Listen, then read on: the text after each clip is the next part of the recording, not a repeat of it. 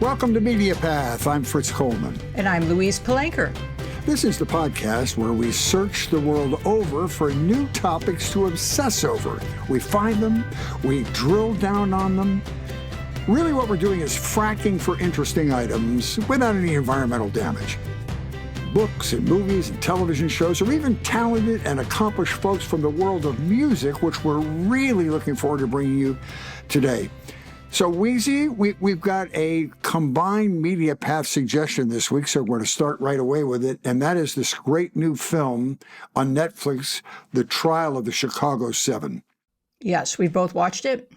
It was spectacular. In case any of you youngsters need to be hipped on what the Chicago 7 is all about, this was the infamous trial of 7 defendants charged by the federal government following the counterculture protests at the 1968 Democratic Convention in Chicago.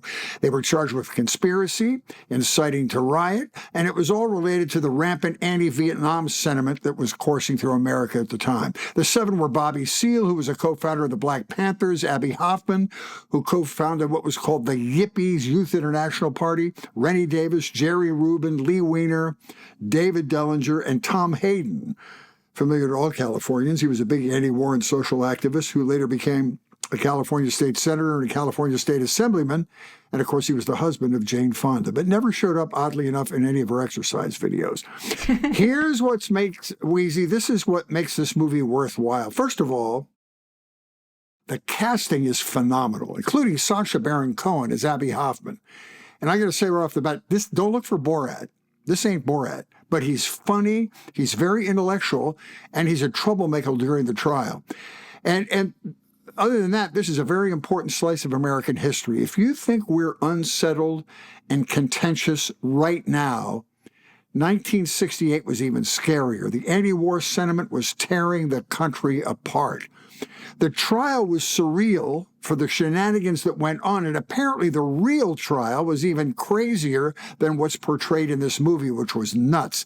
And the best thing about it is it's written and directed by Aaron Sorkin. Nobody writes smarter dialogue. Nobody writes better courtroom drama, if you remember, like A Few Good Men and his hit Broadway reinterpretation of To Kill a Mockingbird. This movie will remind you that your fellow Americans have been at each other's throats before, and we have survived. Really liked it, thought they did a great job with this. Yes, many of us have survived, but we look at history. We look at history through the lens of our current political climate, and so we see in this film an attorney general wielding the Justice Department as a partisan sword, a show trial designed to repress war protesters and placate the silent majority, which is what Nixon called like regular folks or white people. Armed police removing badges and name tags and intimidating and provoking peaceful protesters. We also see Sacha Baron Cohen using humor to shine a light on corruption. Sounds like today's headlines, doesn't it, Fritz? It really does. And he's a good actor over and above his Borat character. I was really impressed. Abby Hoffman was a really smart, really funny human being. And Mark Rylance as William Kunstler was unbelievable. And an odd man to portray and an interesting casting choice, but he was great. So my second choice, Weezy, is a book by Pete Buttigieg, his new book called Trust, America's Best Chance. You know, the consensus was that during the Democratic primaries, Mayor Pete was the smartest guy in the room. He was thoughtful and plain-spoken. He was a veteran and, of course, a gay man with a husband who garnered a huge following during the primaries and reminded us of our better selves and how far we've come as a culture, regardless of how far we think we've backslid during the current administration. In this book, he talks about trust being the way that we will go to essentially facing the unique challenges of a complicated world. We have to get all sides and, in general, the two sides to trust one another. I wanted to call people's attention to this book because I think Mayor Pete is only at the beginning of his political arc, and I think he'll end up maybe with a position of national prominence in the Biden administration. Who knows? But we've only heard the beginning of his career, I believe. Oh, yeah. I think he's been the smartest boy in every room he's ever been in. He's just, and he's got a big heart, and he's decent. And I think his goal is to do good in the world, and that's what he's endeavoring. And I think he's going to be a very successful man. One to watch. I read a book, or I'm reading a book right now, Fritz, called It Was All a Lie. Have you heard of this? Mm-mm. It's by Stuart Stevens. It Was All a Lie, How the Republican Party Became Donald Trump by Stuart Stevens. From the most successful Republican political operative of his generation, this is a hard look at a once proud American political party that he's devolved into a hollow front for outlaws, cheats, liars, and those attempting to conceal perceived personal weaknesses. The party's public platform was personal responsibility, fiscal conservatism, strength against Russia, free trade, all of which sang to Stevens when he began his career inside the party. He now believes it was all a lie. Stevens says it's not so much that Trump hijacked the party's morality, but the party's barn doors were already wide open to fleeing values and marauding hucksters. Trump is just brazenly doing what they were all far more slick about. Here's how Stevens describes current Republican voters. They aren't voters using active intelligence or participants in a civil democracy. They are fans. Their role is to cheer and fund their team and trash talk whatever team is on the other side. This removes any of the seeming contradiction of having spent years supporting principles like free trade and personal responsibility to suddenly stop and support the opposite. Think of those principles like players on a team. You cheered for them when they were on your team, but then management fired them or traded them to another team, and so, of course, you aren't for them anymore. If your team suddenly decides to focus on running instead of passing, no fan cares as long as the team wins. Stevens shows how Trump is the natural outcome of 5 decades of hypocrisy and self-delusion dating back to the civil rights legislation of the early 1960s. Stevens tells us that racism has always pulsed through the modern GOP's bloodstream. Once Johnson passed the Civil Rights Act, Republicans happily swept up the aggrieved Southern white Democrats, which we call Dixiecrats. Stevens also shows how the party's advertised commitment to fiscal responsibility has been a charade since the 1980s. When a party stands for nothing, he argues, it is only natural that it will be taken over by the loudest and angriest con men in the room. And here's something I found very interesting, Fritz. Stevens writes about the multitude of gay men who work within conservative politics, and I'm actively composing theories as to why, Fritz, so hear me on this. It's possible that when you grew up gay in Mississippi in the 1970s, you see yourself as flawed, and gay kids from conservative homes lie to survive. So lying becomes natural. So conservatism offers some sort of protection or absolution. You get into office and you vote against any LGBTQ plus issue for cover, because what do you care? Your social circle operates inside your party. You've got your cabal and nobody's ratting on anybody. So remember when Lindsey Graham said, you can be black in South Carolina as long as you're a conservative? It's an insane statement to us, but to him, it's practically innate. If you are not a straight white man in South Carolina, you can lose your soul, but find shelter within the conservative wing. Sound plausible? I think your theory is absolutely correct. And there's all kinds of denial and transference that comes into that. Right. I think you're right. But I'll tell you what. Yeah. The whole Republican Party is going to have to get in the van and go down to Home Depot and buy supplies and rebuild the entire party when this is over, because it's been sucked into the Trump vortex. Well, for that, they're going to need lesbians. Let us hope that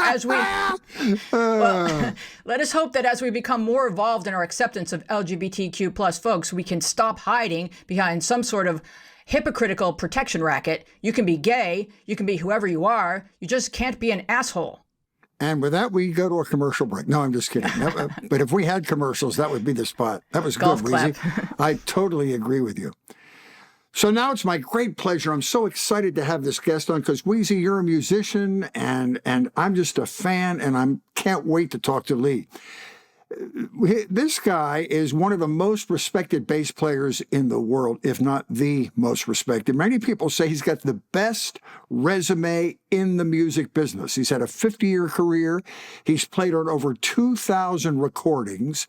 He was part of The Section, which was the de facto house band for Asylum Records. He's played with James Taylor and Carole King and Jackson Browne and Linda Ronstadt, Hall & Oates, Phil Collins, Crosby, Stills and Nash, the great late Warren Zevon, George Strait, Rod Stewart, and Dolly Parton. He's got his own YouTube channel teaching bass parts to 139,000 subscribers. His current band is The Immediate Family, which we'll talk about. It's made up of a bunch of legendary players: Waddy Wachtel, Russ Kunkel, Danny Kortchmar, Steve Postel. We could fill this podcast with his credits, but that would be wasting all of your time. We'll just learn. He's a funny and interesting person. Lee, we're so happy to have you here. Thanks for joining us. I am thrilled to join you. This is really fantastic. I've been such a fan of you. I mean, you were my go-to man on TV. So I appreciate it. Oh, well, that's very nice. No reason to point out how old I am, but let's just, okay. No. Anyway, I want to get right into some of you've been through there, been in the business at so many seminal moments. And I think the one that really sticks in my mind was the beginning of the James Taylor arc of fame back at the Troubadour. Talk about your first encounter with James Taylor. Well, I was in the late 60s in a band called Wolfgang in Los Angeles, and we were managed by Bill Graham, whose real name was Wolfgang. So we thought, what a better thing to do to ingratiate yourself to your manager than name your band after him. During the course of our rehearsals, our drummer, Bugs Pemberton, who was a British drummer. What a great name. Part of, Warren Bugs Pemberton. He was part of Jackie Lomax and the Undertakers in England, who were rivals of the Beatles back in the 60s. He had a friend named John Fishbeck, who owned Crystal Recording Studios down on Vine Street near Santa Monica Boulevard. And John had done all of the early Stevie Wonder records, Songs in the Key of Life, and he brought a friend of his who had just come back to Los Angeles to one of our rehearsals, and it was James Taylor. And James had just come back from England, where he had done his Apple album, his first album. And he hung out with us for a couple of days, and we talked music and everything. I was still going to Cal State Northridge, San Fernando Valley State College at the time. And he got offered a gig at the Troubadour. And they had a complete band. They had Carole King was the piano player in the band, Danny Kortchmar and Russ Kunkel, and they needed a bass player. And Peter Asher was producing and managing James from Peter and Gordon. And James said to Peter, he says, "I think I found the bass player for us." And they tracked me down, and I thought I'd be doing one gig with him, and it turned into the rest of my life. You just never know, these roads you take. Wow. And James took off, and James was like the perfect person for this new direction in music, the singer-songwriter movement, because there were lots of, in the folk period, the Dylans and the Phil Oaks and all these people. But when James came along, it was different. And it was a perfect storm, and I was just fortunate to be there for it and also have the facilities needed to fill the bill. I mean, it wasn't just getting the offer; it was actually having, what was needed for it. And we all connected within that Troubadour run, and it kind of changed the music scene on the West Coast. Were you aware of that when you were in the middle of it? I knew James was really gifted. I mean, the first time I heard him, he sat down at our house, the Wolfgang had, and was playing some of his songs. And I just knew this guy had something, but I didn't know I would ever be doing anything with him. But it was pretty obvious he was really a gifted artist. And the first time I got to play with Danny Kortchmar and Russ Kunkel, it was one of those things like finding these old slippers in the back of the closet, and you put them on and you just go, "Oh, this feels so good." And, but this was in the beginning of when the Wrecking Crew was no longer making the tracks that you guys, the artists, were creating their own tracks. And so you had to know the change was afoot.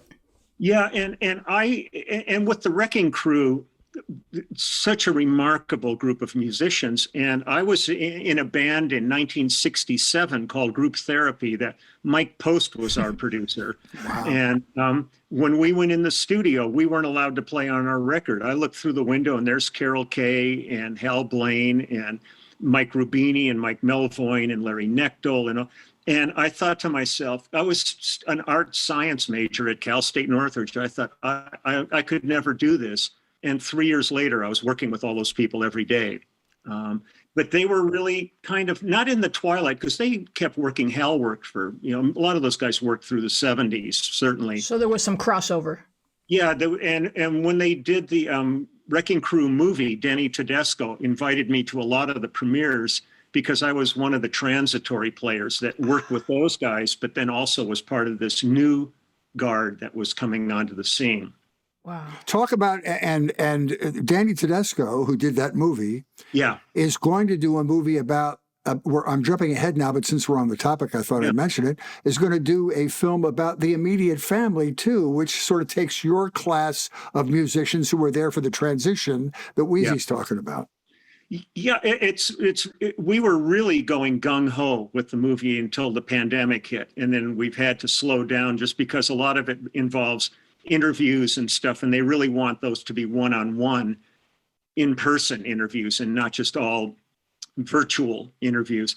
But they interviewed James Taylor and Jackson Browne and Linda Ronstadt and Carole King and Phil Collins and Billy Bob Thornton. I mean, there's a ton of people that have already been involved in this, and they filmed some of our concerts, and they've got forensics people digging up all kinds of old footage and pictures and stuff. But the thing that's fascinating to me, Denny is a remarkable filmmaker, and his father was one of my favorite musicians in the world. Tommy Tedesco was one of the greatest guitar players that's ever lived and one of the truest characters that's ever been on this planet. But Denny is great. And I talked to him about that and he told me, he said, look, the Wrecking Crew really was active for about 12 years in their heyday. And he said they never left the studio. They worked all the time in the studio. They didn't write for the artists or anything like that. They were the band that did everybody's records. And he said, the difference is you guys have been together 50 years. You toured with the artists, you've written songs for the artists, you've produced the artists. So it's a very different, it's not like Wrecking Crew 2. This is a very different thing, but we were so flattered when Denny approached us about doing this film. You got to come back and talk about that when it comes out, because I am stoked. I think the greatest revelation about the Wrecking Crew, which I've watched about 5 times, was it's like you're losing your virginity when you hear that all these great artists didn't play on their own records. I said, what? And then it becomes a fascinating story of all that. And the other part was you were talking about that, I guess that woman was the first female session bassist, Carole. Yeah, Carole King. And they all went from session to session, like 5 sessions a day. It was endless. It was a factory. Yeah. It was like the Brill Building in New York. I mean, these writers that were working around the clock, these people had, they would be in one studio, finish a session, and they would push their gear across the hall at Gold Star or something. And the thing that people didn't know is they would be listening to Frank Sinatra, the Tijuana Brass, the Association, the Beach Boys. It was all the same players, that core of players that played on everything. But they and that Capitol Records building down there. Oh, God. Yeah, it was magic. I mean, the first time I saw them when I was in group therapy was it used to be the complex of United Western Studios down on Sunset. And Western was the Eastern building, and United was the most Western half of the building. And that was the studio that we did our record in. And I've worked in there a million times, and every time I walk in there, the weight of that session in 1967, it just sits on my shoulders thinking about the history in that building. Well, when you take a song and you record it, and then you have that relationship with it, and now it's become a hit, and you're out on the road with it, your relationship with the song changes. Can you talk about that a little bit? Well, the thing is, when you're recording a track, you're involved in the immediacy of the process. But when you hit the road, these things tend to go into another place because you're playing it every day. And there's refinements and things that take place during the course of a tour. Like with Phil Collins, when I recorded Another Day in Paradise with Phil Collins, I was the only person in the room with Phil and the engineer and the second engineer. And Phil had put together a little drum loop and kind of was humming ideas to me. He hadn't solidified the vocal yet. So I'm sitting there kind of crafting a part that other parts are going to be built from. But the minute we hit the road and start playing, it's a complete song at that point. So we're living in it. They're very different processes. People have asked me over the years, what would I choose to do if I had to make a decision? And as much as I adore recording, I would want to be a live player. I love playing for people. Wow.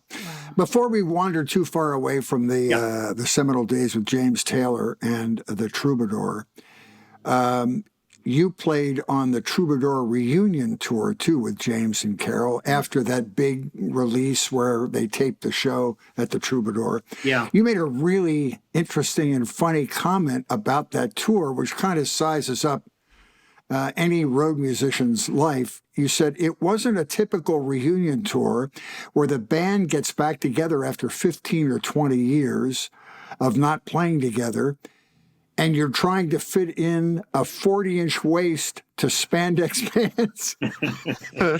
The musicians on your tour had never stopped playing together, so it wasn't like you had to find the band's back together and we have to find our mojo again, because you had been playing together on other people's projects. Yeah, I mean, it was one of those things. The minute we got together, it felt like we had been playing the previous day, and it was just a continuum of that process. The hard part of the tour, in a way, was we did the Troubadour for a week. Actually, one of the hardest things is the way we used to put sets together with James when we would tour, is we would write all these song titles down on 3x5 cards and lay them on the floor, like have kind of an up section and a ballad section. By the time you lay down cards for James and Carole King, you're looking at, it looks like a ticker tape parade, and it's like this debris everywhere. Trying to put together 28 or 30 songs out of their books was really tough. But we put together a great show, did the Troubadour, and realized how good it was. But so they pitched doing a real tour for the year, not a real tour, but I mean a big tour. But how do you take the Troubadour and go into like the Staples Center with it and have it feel the same? Yeah. And they actually crafted a remarkable show. We did it all in the round. We had a raised stage in the middle of the arenas, had above the stage like 10 huge high def screens with like 11 cameras on it. And we built a club around the stage that was the VIP section for the tour. And it was all little tables with lamps, and people could bring food in there. And it suddenly had the intimacy of being in a club in an arena, yet the people in the nosebleed section could still see because of these screens and the quality of, because we had like a film crew out with us. And the thing that was really beautiful about it, though, was that VIP stuff was like, I don't know, it's $1,500 a ticket or something for it. The people who bought those tickets got to come to sound check, have dinner with the band, get all kinds of stuff signed, sit down there, and all the money went to charity for that section. The tour didn't start making money until the outside of that ring. And so like we played in Nashville after they had a huge flood, and the money we made at the Nashville show for the VIP stuff went to flood relief. So it was really a beautiful tour on every level. Well, I saw that show in Santa Barbara at the Bowl, and when you walk out, you walk past the buses, and I tried to picture what life was like for you guys once you climb back on those buses and kind of pull off into the night. Can you describe that a little bit for us? Well, it's almost the same every time on every tour. You get on that bus, you're buzzed from the concert, so you're certainly not going to be going to sleep. And we would just kind of sit and talk and hash out, the evening and share things. The beauty of contemporary touring is most of the buses have internet. So you're not just kind of sitting there watching a VHS you've seen 50 times and hoping the machine still works after being bounced around. So everybody would kind of hang for a while, and then some people are just the most gifted sleepers. They'll climb in that bunk and they are gone. I'm a hideous sleeper, so a lot of times I would be up way into the night or sitting up with the driver just talking, hanging with them. But but it really becomes this really unique family. And some of them are really tough to end. When we did Phil Collins's 1990 tour, but Sirius tour, we were on the road for a solid year. And when it ends, you're suddenly saying goodbye to people that you've really gone through a year's worth of experiences with beyond music, just everybody's lives. And there's been births and deaths and all kinds of stuff. But James, it was always a comfortable fit for us. In the band, we all knew each other so well. And the thing that was sweet was having Carole back, because when we were doing the original stuff in 1970, we were encouraging Carole to do some of her songs at the beginning of the show, because people had no idea who Carole King was. People might have looked at records and seen Goffin and King as a songwriting team, but Carole was writing hit records as a teenager. So suddenly she's on stage, so we encouraged her to do some stuff, and then she goes in the studio and cuts Tapestry. Yeah. So next thing you know, you got a side person in the band who's got the biggest record in the world. So she was a hesitant solo performer, wasn't she? Yeah, she was. She had to be kind of shoved out there. She was very comfortable as a writer, but had really not spent. But she got over that quick. She loves the stage. When she gets out there, man, she takes over. So it was James and Carole and who else? It was James and Carole, myself, Russ Kunkel, and Danny Kortchmar, Cooch. That was the original band. And then when Carole, it was time for her to leave, I was doing an album at A&M Records at the time with Tom Jans and Mimi Farinia. Mimi was Joan Baez's younger sister. She was married to Richard Farinia. And there was a keyboard player on the date named Craig Durgee, who I had never met before, but I talked to him, and I called Peter Asher after that and told Peter, I said, I think I found the guy to take over Carole's position. And he came in, and it was a great fit, and he became the newest member of that touring company. Very cool. Which led to the section. All right, we're going to take a commercial break for a moment, and when we come back, we're going to talk about the immediate family. Okie doke. Sounds good. Winning season returns at MyBookie. Hold for applause. Winning season means doubling your first deposit. Winning season means Survivor, Super Contests, and Squares. At MyBookie, it's time to celebrate the NFL season. Sign up now and make your first deposit to get a dollar-for-dollar match all the way up to $1,000 and grab yourself a free entry into the famed MyBookie Super Contest. To play in the contest, all you have to do is pick 5 NFL games against the spread to have a chance at $100,000, guaranteed in cash prizes. The best part is, MyBookie has thousands of bets to choose from. From the full NFL slate, playoffs, from live betting to championship futures, every play you want to make is waiting for you at MyBookie. It's simple. Make your picks, win big, collect your dough. Use the promo code MediaPath and double your first deposit now. It's a no-brainer. Your winning season begins today, only at MyBookie. Weez? You can bet on it.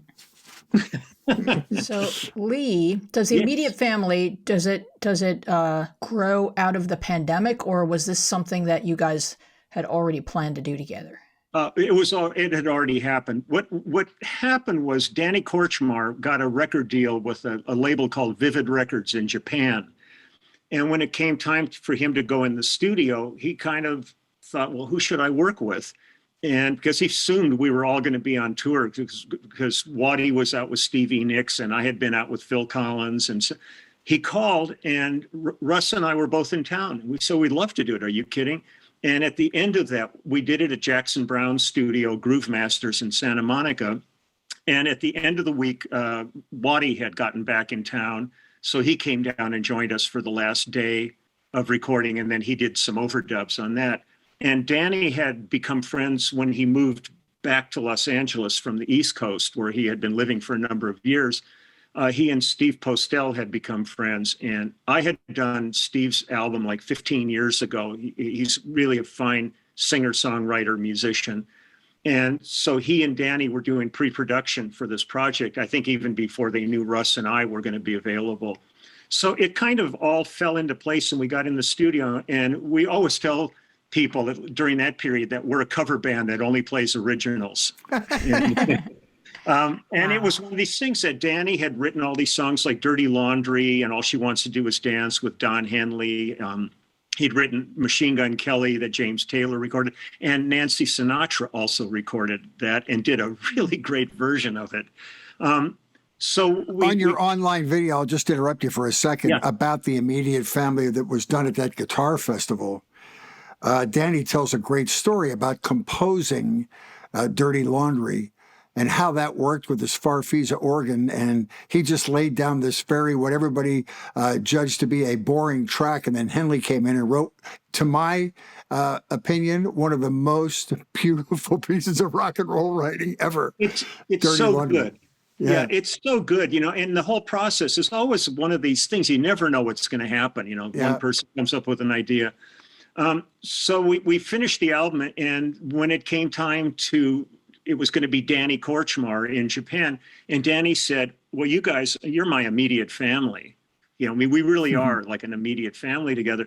So it became Danny Kortchmar and the Immediate Family was the first album that went to Japan. Then we had another album to do with that label. And we signed with a company here in Los Angeles called Quarto Valley Records.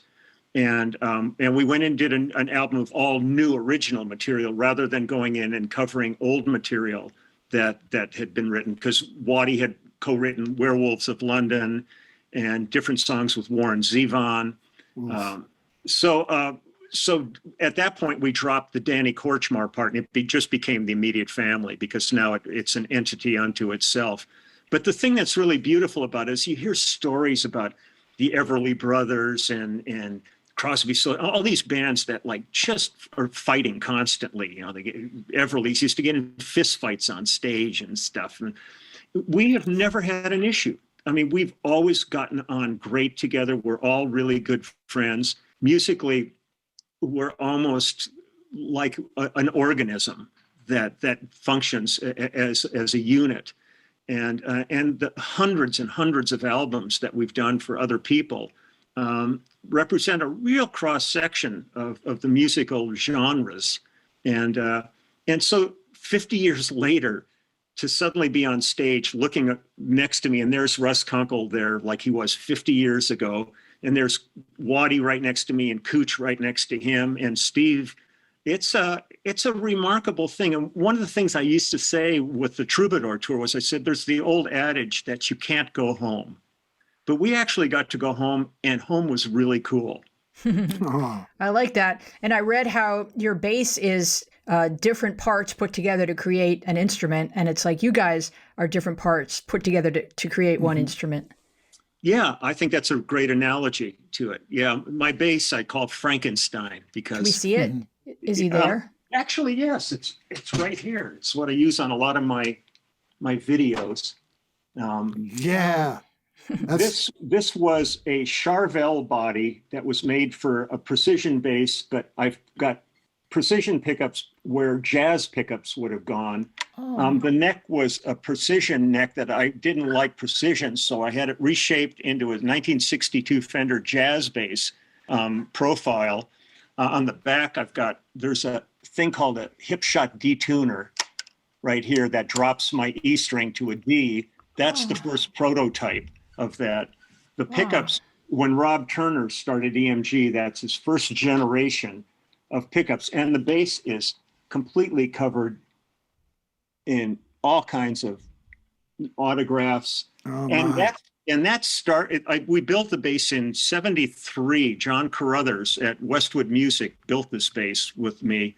But the thing that was great about this was when the Dodgers won the World Series in 81, we got called to go in and do a cover of Queen's We Are the Champions with the Big Blue Wrecking Crew. So it was Rick Monday and Ron Say and Jerry Royce and Jay Johnston and Steve Yeager. And they were signing baseballs at the end of the session for everybody, even though they were pretty hammered at that point, but they could still get a signature out. And I looked at them and I said, well, why don't you just sign my bass? And they went, really? And I said, sure. So they signed the bass, and those were the first signatures. Then we were on the road with James Taylor, and we were at a gig, and Rocky Blyer and Lynn Swann from the Pittsburgh Steelers were there, and they looked at my bass and they said, "Oh, baseball players are pussies. You need football players." And then they signed it, and then it just took off. So I've got like George Lucas signed it, and he wrote "May the Force be with you," and then Peter Max made a Saturn next to George's signature, and I've got Jeff Porcaro, so many musicians that have died, and B.B. King and Floyd Kramer. I mean, there's probably 300 signatures on the bass. So. Oh, Fritz is going to draw you a storm front. Oh, yeah. That'll add to the value of that bass. Oh, absolutely. Hey, while we're talking about longevity on the road, I think there's another, Weezy, your metaphor was great for his life, and I think I found another one too. You were on the road for 42 years and only broke 2 bass strings the whole time you were there.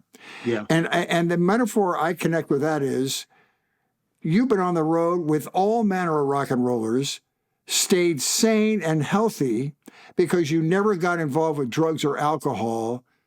And maybe that's the reason why you only broke 2 emotional bass springs the whole time you were out there. Was that hard to stay clean, honestly, on the road for long periods of time? Not really, because I'm a real type A personality, and I was I'm not going to say I was fortunate, but back like when I was still a teenager, I was doing gigs with some people died of meth overdoses. I was around people having really like tragic acid trips. I saw the real dark side of what drugs and alcohol could do from a pretty early age, and it really had no appeal to me. I was kind of the designated driver in every group I was in. I got everybody home. And so I never patted myself on the back for it. I just never found it appealing. I've never liked the taste of alcohol, even in cooking. So not to drink was not a big deal. But there's so many times where you're on like these long bus rides and you know you've got like 5 or 8 hours ahead of you. And one of the guys comes up and starts going, "Have I told you I love you, man? I love you." And next thing you know, you get out the gaffer tape and you just tape them up and push them in a bump and cut them up a few hours later. But, I think I've always been pretty healthy. And I'm the kind of person that I check into a hotel and I take the stairs rather than the elevator most of the time and stuff like that. What are 3 things that you need to have with you on the road? Oh, gosh. Good question. I don't need a shaver. I was thinking you're like the one guy during the pandemic was like, beauty salons are shut down. I'm going to be good. Oh, I'm fine. The thing is, through the pandemic, I miss performing. I miss playing with other players. But for the most part, when I'm home, I'm married and I have my puppies, but I'm kind of a loner. I love doing yard work and things like that. So for me, the only thing I'm truly missing is the musician hang and playing. Mm-hmm. But on the road, one of my essential things, and it's in every hotel room, you go check into a room and you can't get the room dark because the damn curtains won't stay shut. Mm-hmm. So the first thing you do is you go in the closet and you take out the pants hangers that they have, and you clip your curtains together, and then the room's dark. That's one of my best go-to things on the road. That's an awesome travel tip. We can really also get you like some customized Leland Sklar chip clips that musicians can bring with them. Hey, Lee, going back to the beginning of, the Troubadour and everything. Yeah. I wondered about your opinion of the recent Laurel Canyon era movies that have come out, if you've seen them and if you have memories of any of the things that occurred in those movies. Well, they almost feel like I'm watching my life taking place, because I was a part of that whole scene too. I didn't hang out in the same way that a lot of the people in those movies did, because usually for me, when I finished what I was doing, I would go home. It wouldn't be like hanging all night and stuff. But certainly, Crosby and Nash and Joni and J.D. Souther and, and the Poco and the Burrito Brothers. So I was in the middle of all that stuff in there. I find it fascinating seeing the movies and seeing sometimes the perspectives that they take on. Sometimes you see things and you go, that's not exactly what happened. They've taken a certain sense of liberty with some of the editing and things. But I think it's imperative that just like, the Wrecking Crew and the Standing in the Shadows and the Muscle Shoals documentaries, I think documenting these periods is absolutely essential, because as people are disappearing, the history is going away, and they're disappearing. I mean, in these past month, I mean, I worked with Mac Davis, and Mac died. I did I Am Woman with Helen Reddy. She's gone. I worked with Spencer Davis. He's gone. Jerry Jeff Walker just the other Jerry day. Jeff just passed away. As these people are going away, if their lives and experiences aren't documented, future generations won't know about it. And I think it's so essential for the growth of what we do to know where things come from. And so I enjoy all those movies. I mean, some I look at and I go, I wouldn't have put that in or done it differently. Yeah. And I'm very hopeful for the Wrecking Crew. I mean, for the Immediate Family movie that will really I'll tell you, if they just sit and record the anecdotes that you three titans have accumulated over your long careers, Russ and Danny and you, it's going to be a spectacular film. How far into it were they when they shut everything down? We're probably about 3/4 of the way into it now. I mean, it was pretty. They were taking sizzle reels to the film festivals and getting really great responses to them. The next thing that we're going to film is going to be we're going to go to either a restaurant or somebody's house to do a round table and tell stories. Oh, that'll be awesome. And that's going to be really, really fun, because once you start those, one person feeds the next, and then all of a sudden it takes on a life of its own. Yeah, it's just like music. Yeah, exactly. We'll be jamming. Yeah, talk about your YouTube channel, because is that something you started during the pandemic, or is that something you've been doing for a while? Yeah. I mean, what happened was the last live gig we played this year was with the Immediate Family, and it was a thing called Rock Legends Cruise, and it was from Fort Lauderdale to the Grand Caymans and back, and it was Roger Daltrey and Nancy Wilson and all these people were on it. And when we got off, all of a sudden everything shut down, and I found myself sitting kind of going, what am I going to do now? Because a year's worth of work just absolutely evaporated in front of my eyes. Well, we had just finished almost 2.5 years on the road with Phil Collins doing the Not Dead Yet tour. And I had guys writing to me during the course of it saying, because we were doing like huge venues and stadiums, doing like 70,000, 80,000 seats on some of like South America and Europe. And I had people writing to me going, we saw the show, your front of house guy's great. We could hear it pretty good, but we couldn't hear all the nuances and details. So what I did was I had Michel Collin, who was our front of house mixer, send me a show. He sent me Adelaide. It was a really good show from Adelaide. And what I did was I set up my computer where I'm sitting right now talking to you, plugged in a little Bose speaker into the headphone jack, have a small bass amp next to me. And what I did was I put on the very first song of the tour of the show, and I played bass along with it. And I just set up my iPhone. I was filming it on the iPhone. And I kind of mixed it where you could hear the bass above the track, so you could hear every note. And about 3 songs into this thing, I had people writing me going, "We love your YouTube channel." I'm going, "What channel? What are you talking about?" And they said, "Oh, no, we're following you." And like overnight, this thing just suddenly took on a life of its own. And it turned out to be bigger than Bassist. It was just general music fans and Lee fans that are tuning in. Yeah, I mean, all kinds of characters. And I ended up, there's a guy named Rick Beato on YouTube who has this really great music channel. And he's got these things where it says like the 10 best guitar solos, and he dissects those and drum fills. And he's a really bright guy. And I did an interview with him, and people saw my interview with him and all of a sudden started coming to my channel. And it's just taken on a whole thing. And I ended up forming a clubhouse where like tomorrow is my live stream. I do 2 live streams a month for about 2.5 hours.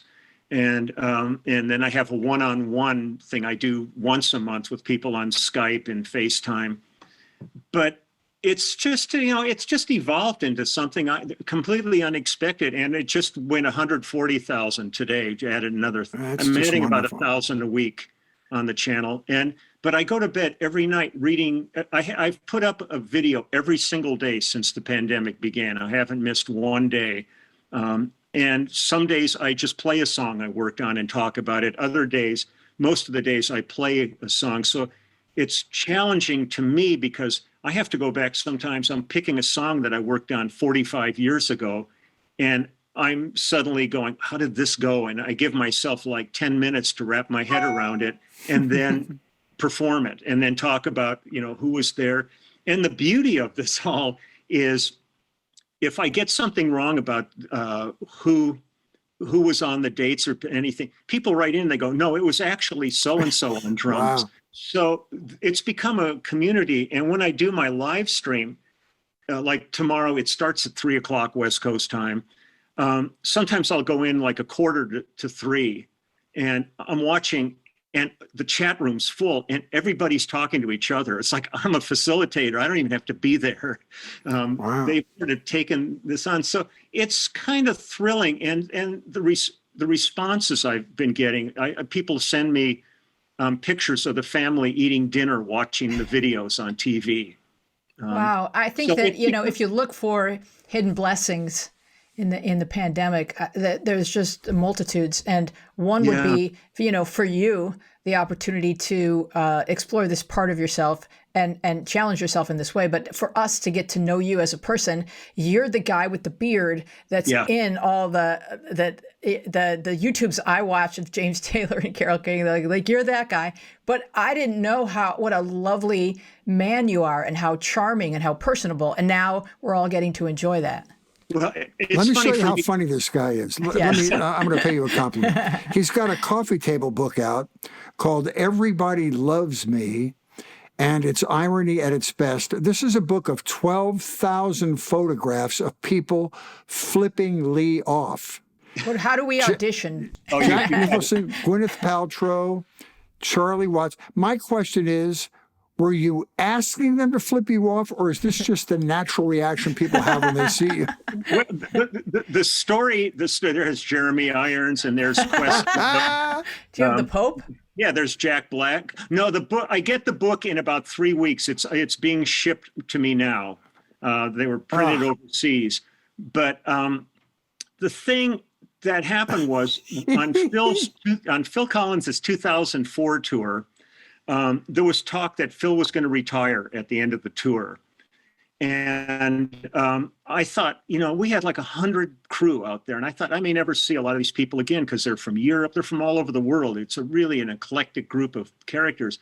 Well, they hired a bass tech for the tour for me. And I've never really had a tech. I've always kind of done my own gear on the road. So he came in, I think he came off of a tour where the bass player had like 10 basses and wanted new strings every night and all this.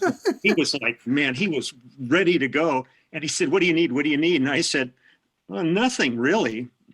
And so we had this running gag for the whole tour. I mean, he ended up becoming a general guy. He would do my gear and then he would help get the singers' lozenges and direct them to the stage. And so his name was Steve Winstead. His nickname's Chinner. So at the end of the tour, I thought, I'm going to take pictures of everybody and make a little folder just of all the people I've come to know on this tour. First guy I walk up to is Chinner, and he's working on his laptop. And I said, Chinner, give me a smile. Without batting an eye, he just gave me the finger. And I looked at the picture and I went, this is actually pretty cool. So I went and got Phil, his manager, all the band, the crew, caterers, truck drivers, and tucked it away for a couple of years. And then I went on the road for the first time. I toured with the band Toto, and I did the same thing with those guys. And it got up to about 300 pictures. And then it just took on a life of its own. And I've gotten, everywhere I've gone, I take pictures. I can sit on an airplane and get the whole compartment on the plane to give me the finger.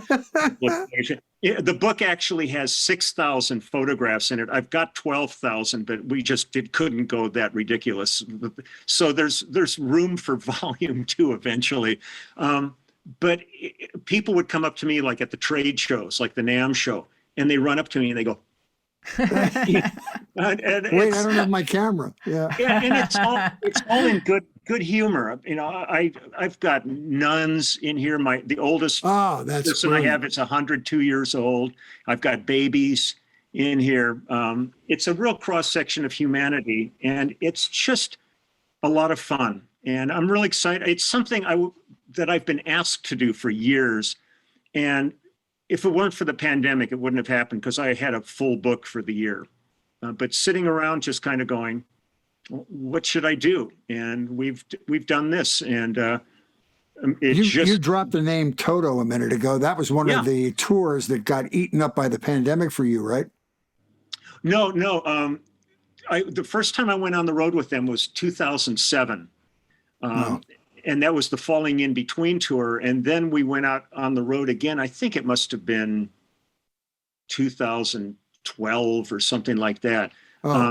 Toto ended up closing shop this past year because there were some crazy things going on, that legal things that they had were out of their control. And so Toto doesn't exist anymore, but Steve Lukather and Joe Williams, the singer, have got a new venture going that they're going to be launching, and it's really going to be great.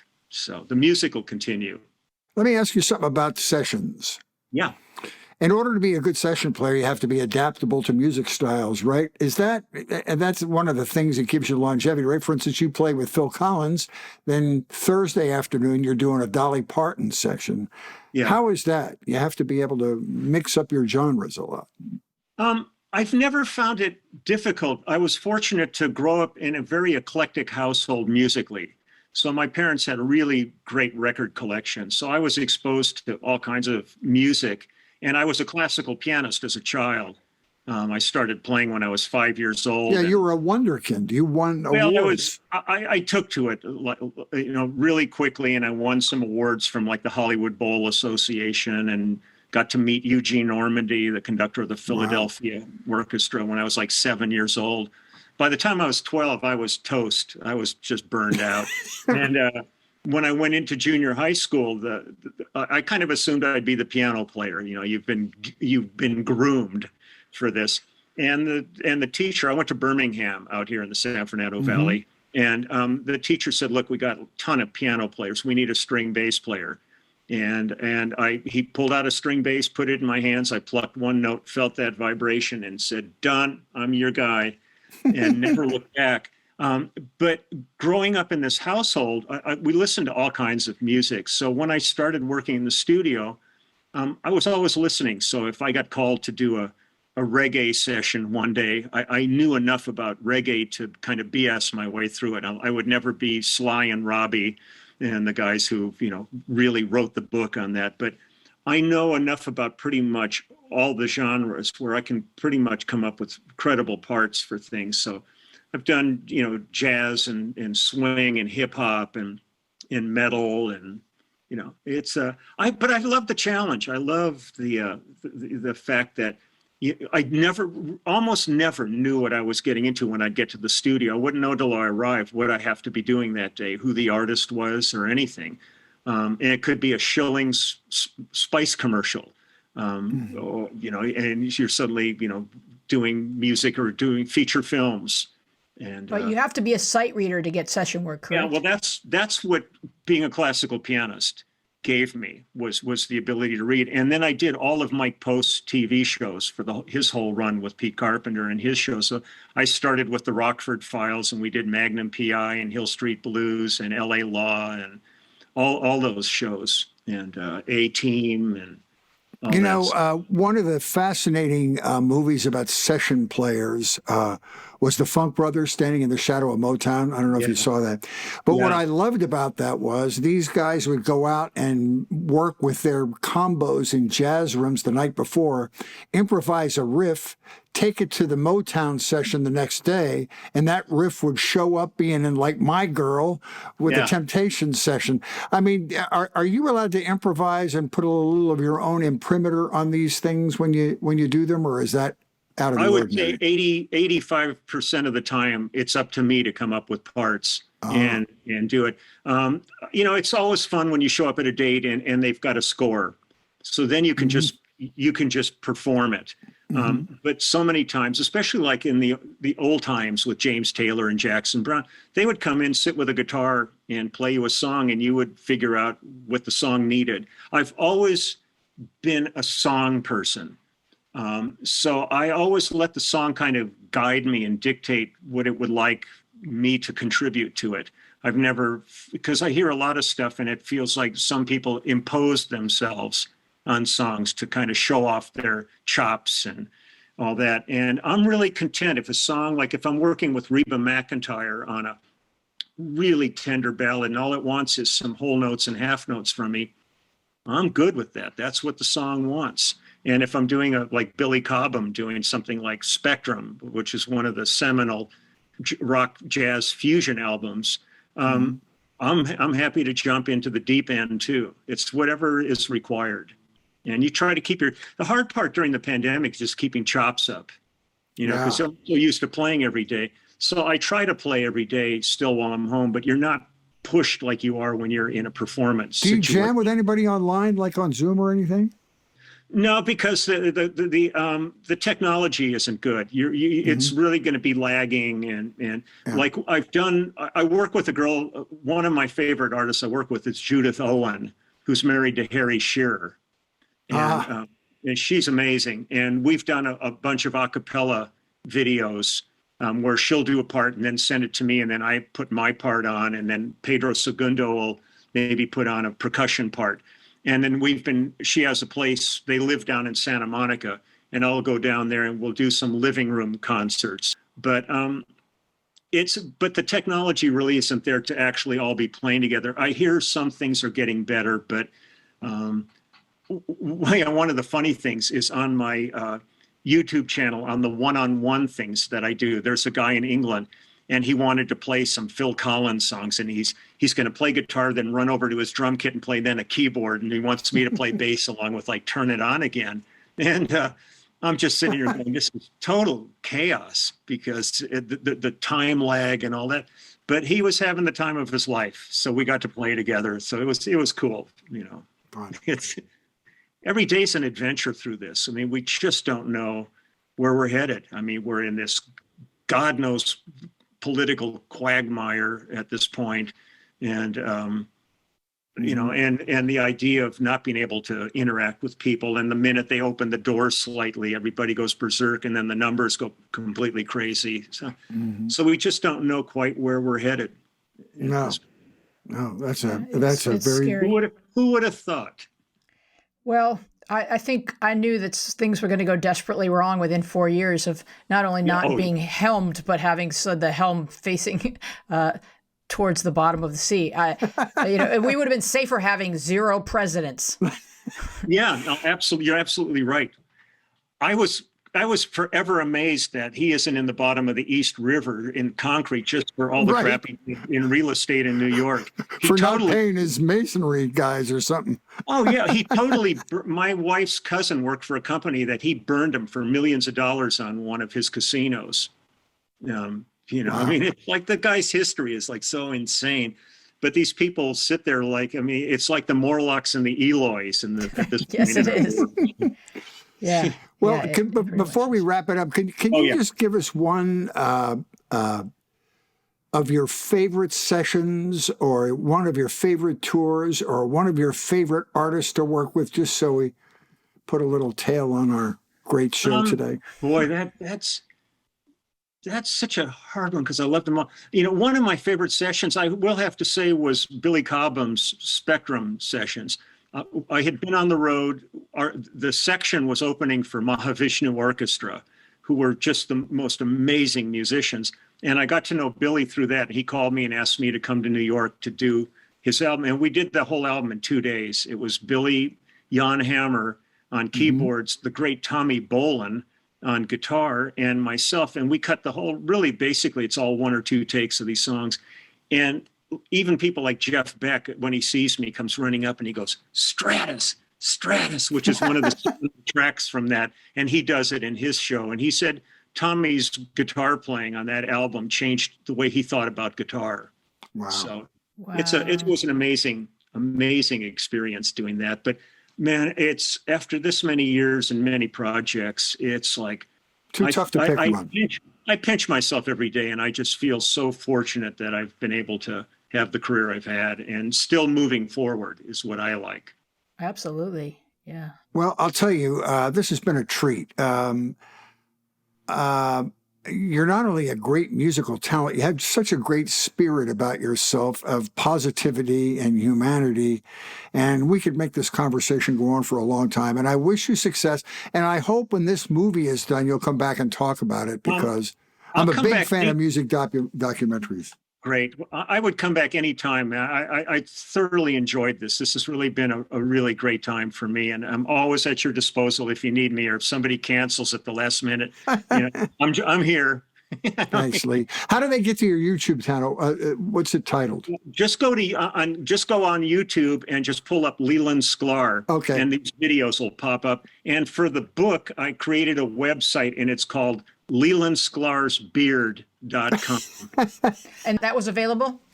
That was at LelandSklar.com and LeeSklar.com. Somebody already owned those. And I hate that. The squatter. I hate those squatters. Yeah. All right. Well, then that just compelled you to something way cooler. Yeah. Well, yeah. Why not? But it's been active. And today I'm just putting up. I was a graphic artist in college, so I'm putting up artwork that I've done that people can buy copies of, that really high quality stuff. We'll do like limited edition signed. Is that stuff. at your website? That's on the website. Okay. You are an absolute inspiration as to how to stay engaged during this pandemic and to challenge yourself and see it as kind of fertile soil for opportunity or for creativity that you didn't have time for when the world was more busy. And Good so point. Thank you for sharing all of this, because I think you're gonna help people maybe dig in somewhere where they thought, I can draw, I can make a little movie. We all are the immediate family as humanity, and that's the way I'm looking at this. I'm so loving the fact that people are looking to be engaged and not just sitting. I mean, there's a couple of things that have happened on my site that I'm not going to go into that really blew my mind, and I was so grateful to have it, because this person might not be here now. Oh my goodness! Wow! Wow! And it's deep. This whole thing is so profoundly deep, where we find ourselves, and there's a level for me of where I'm not embarrassed by it. I'm really proud of what's going on, but I see so much suffering every day that people are going through, and you almost feel guilty about having things going okay, during this, because so many people aren't. And so I'm trying to create a platform for people just to get away from the day for a little while if they can. And you're experiencing, and they're experiencing through your platform, just how connected we are, not just in terms of biology. Yeah. Because your neighbor's health is now your health, and also your neighbor's emotional health is your health. And we just need to take better care of each other. And I hope that's what we're learning to do. I hope so. But no, this is just absolute treat. I was so thrilled when you contacted me, but I thank Tracy for hooking us up, and this is just great. I love what you guys are doing. She was as excited as we were to be able to make this hookup. We appreciate it, and of course, her husband is a bassist and your biggest fan. Yeah, no, they're a great couple. Okay, that's awesome. All right, here come your credits. Well. We would love for you to join us online on Instagram and Twitter, where we are at MediaPath Pod, and on Facebook, where we are Media Path Podcast. You can find full episodes with all kinds of bonus visual content on our YouTube channel, Media Path Podcast. I want to thank our guest, Leland Sklar. Our team includes Dina Friedman, Francesco Demanda, Mosi Masenko, John Maddox, Bill Filipiak, Thomas Hubble, Brian Benna, and you. I am Louise Palanker, here with Fritz Coleman, and we will see you along the Media Path.